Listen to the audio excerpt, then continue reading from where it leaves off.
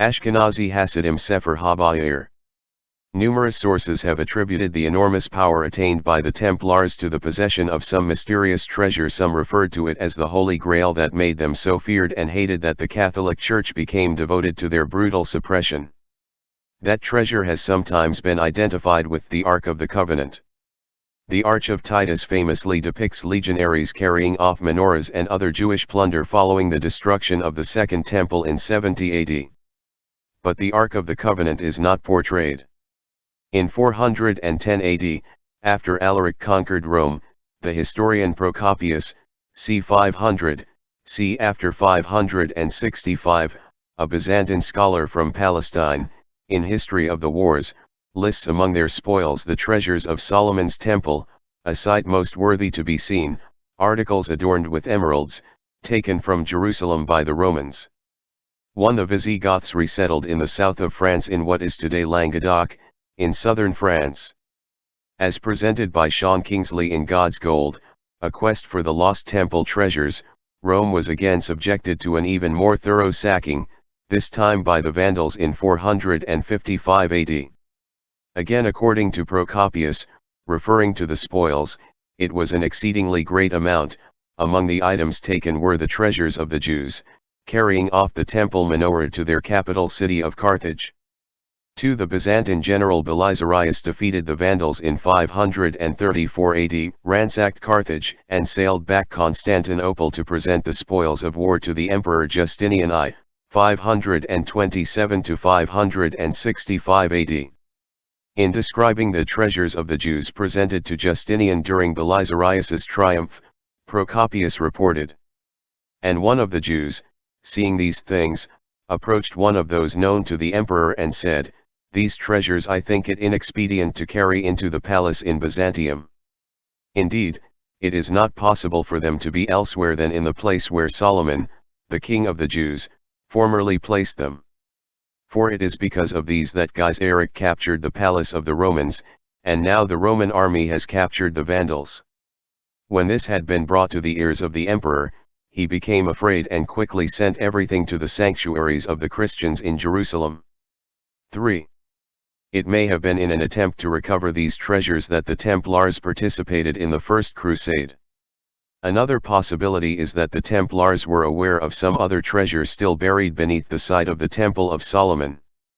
Their known excavations may contribute to the explaining the sudden and enigmatic appearance of the Sepher Bahir in the late 12th century, first among the Ashkenazi Hasidim, and then among the Kabbalists of Septimania, and which then contributed to the Cathar heresy the Templars were associated with, and in turn, the development of the legends of the Holy Grail. The network of aristocratic families involved in the Prince's Crusade were connected with the birth of the Kabbalah in southern France, igniting the emergence of the lore of the Holy Grail, which was connected to the heresy of the Cathars, who were closely related to the Templars.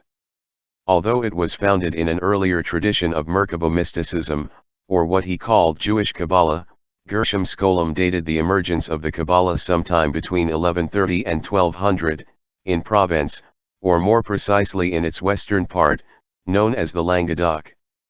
According to Scholem, it is in cities of Septimania like Lunel, Narbonne, Pasquières, and perhaps also in Toulouse, Marseilles, and Aries, that are found the first mystics regarded as Kabbalists.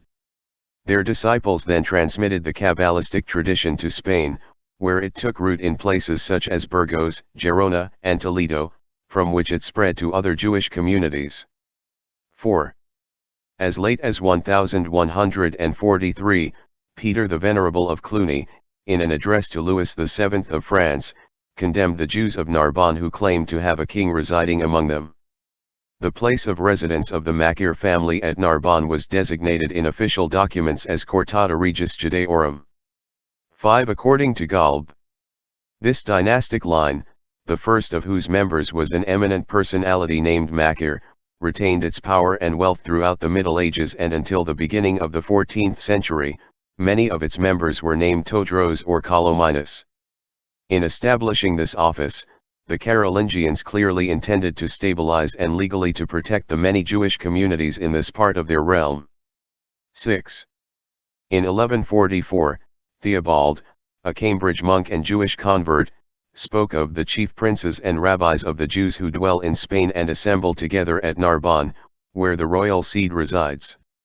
The royal letters of 1364 also record the existence of a Rex Iudiorum, king of the Jews, at Narbonne. 7. The belief of Davidic descent is corroborated by the use of the Lion of Judah as a heraldic device on a seal of one Nasi, Prince, Colonimus ben Todros, in the later 13th century.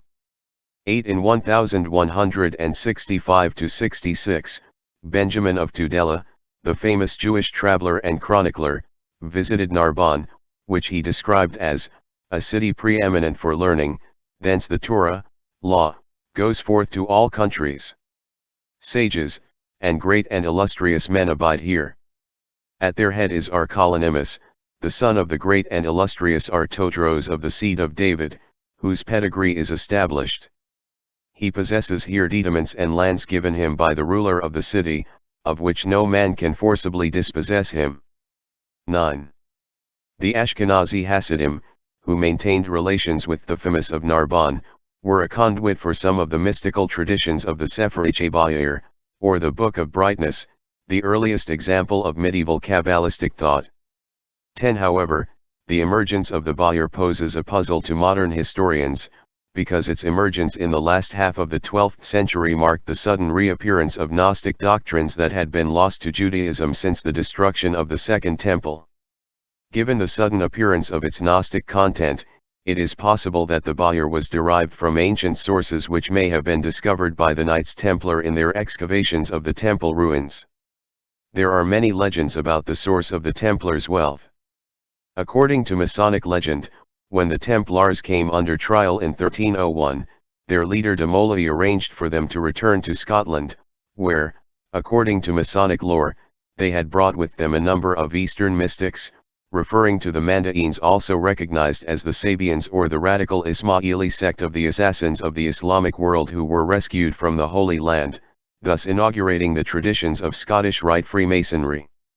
Also according to Pike, the Templars were students of a group of Yuan-Nite Christians, who revered the author of the Book of Revelation 11, a reference to the Mandaean sect of Iraq.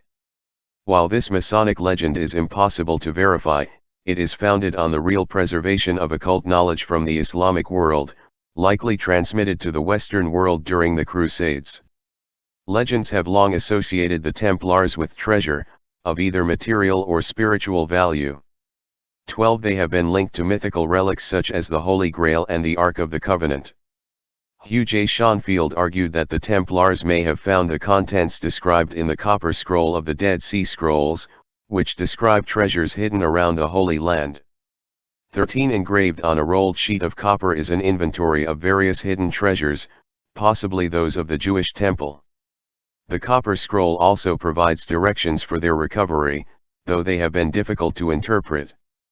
Among the items listed are ingots of gold and silver talents, hidden in tombs and caves and down cisterns. 14. The treasure of the scroll may have consisted in part of the treasure of the Jewish temple, presumably the Second Temple. Theodore H. Gaster argued that Josephus stated that the main treasure of the temple was still in the building when it fell to the Romans, and also that other texts of the Dead Sea Scrolls were critical enough for the priesthood of the temple for their authors to have been close to take away their treasures for safekeeping. 15. In 1867, a group of Freemasons including Captain Wilson, Lieutenant Charles Warren and a team of Royal Engineers, re-excavated the area and uncovered tunnels extending vertically from the Al-Aqsa Mosque, for some 25 meters, before fanning out under the dome of the rock, which is generally thought to be the site of King Solomon's temple. Crusader artifacts found in these tunnels attest to Templar involvement. More recently, a team of Israeli archaeologists, intrigued by the Warren and Wilson discovery, re-investigated the passage and concluded that the Templars did in fact excavate beneath the temple. 16. Kabbalists themselves considered the Bahir to be much older, attributing its oldest traditions to the teacher of Rabbi Akiva, Rabbi Ben Hakana, of the 1st century AD, and crediting many of the book's sayings to the Tanaim and Amoraim. However, as Gershom Scholem noted, it is doubtful that the attribution to some of the later authors is always original, for often it appears as if they were the result of later redaction in which names were added or altered. 17 Rather, it appears to represent a form of early classical Gnosticism, which had long disappeared from Judaism, and had survived only in non-Jewish sources. As Skolem recognized, the language and concepts are the same, and we look in vain for an answer to the question how this terminology could have originated or been recreated anew in the 12th century, unless there was some filiation to hidden sources that were somehow related to the old Gnostic tradition. 18. As Joseph Dan noted, no satisfactory explanation has yet to be proposed for the appearance or even the sources of the Gnostic symbols in the Bahir. 19 Medieval Kabbalists claimed that the Bahir did not come to them as a unified book, but in pieces found in scattered scrolls and booklets. The text sometimes ends discussion in mid-sentence, and often jumps randomly from topic to topic. One scholar has suggested that at some early point in the transmission of the text, various pages of the book could have been scattered in the wind and then were reassembled in an incorrect order. 20. According to Skolem, the earliest strata of the Sepher HaBahir which came from the east, prove the existence of definitely Gnostic views in a circle of believing Jews in Babylonia or Syria, who connected the theory of the Merkabah with that of the Eons. 21 Essentially, the Bahir transforms the Merkabah tradition into a Gnostic one, whereby the 10 Sephiroth of the Sepher Yetzirah become Eons. The divine emanations are represented by the allegory of a tree, which forms the image of the archetypal man, and watered by the Sophia, from which souls blossom forth. The tree possesses 12 directions, like the 12 signs of the zodiac. To these branches correspond 3 regions of the world, the serpent, or dragon, the sphere and the heart.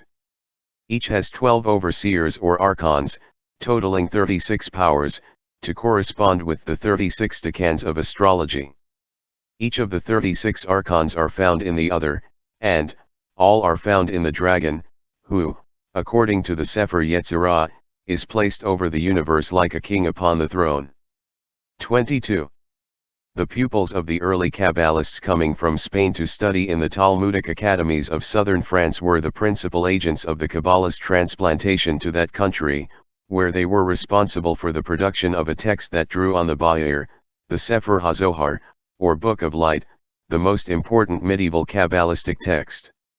Mystical tradition also purports that the Zohar was based on an earlier Arabic Kabbalah of the Brethren of Sincerity.